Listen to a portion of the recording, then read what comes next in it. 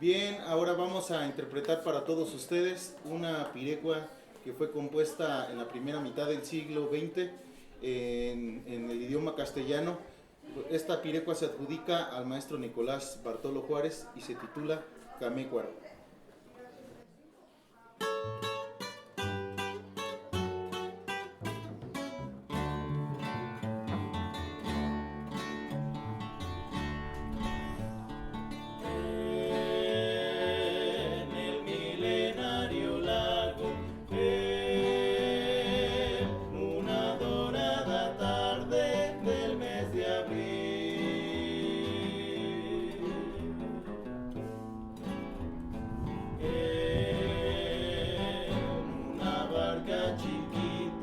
Soñé que con mis canciones yo te arrullé.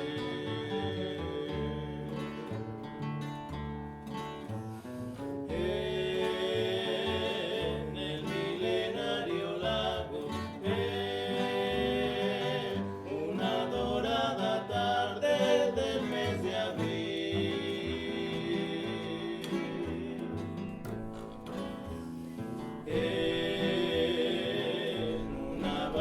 Chiquita, soñé que con mis canciones yo te arrullé.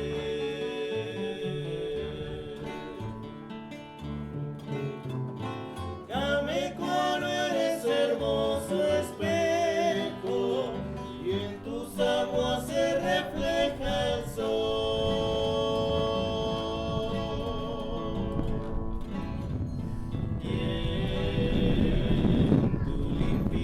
De cielo se reflejan los ojitos que adoro yo.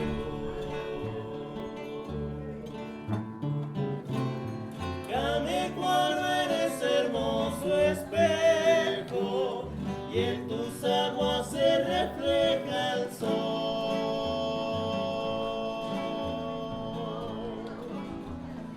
Y en tu limpidez de cielo se reflejan los ojitos que adoro yo.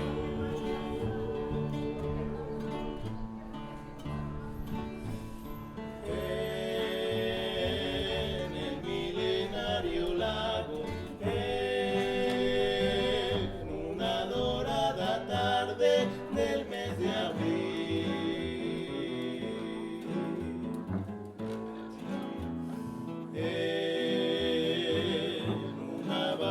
chiquita, soñé que con mis canciones yo te arrullé.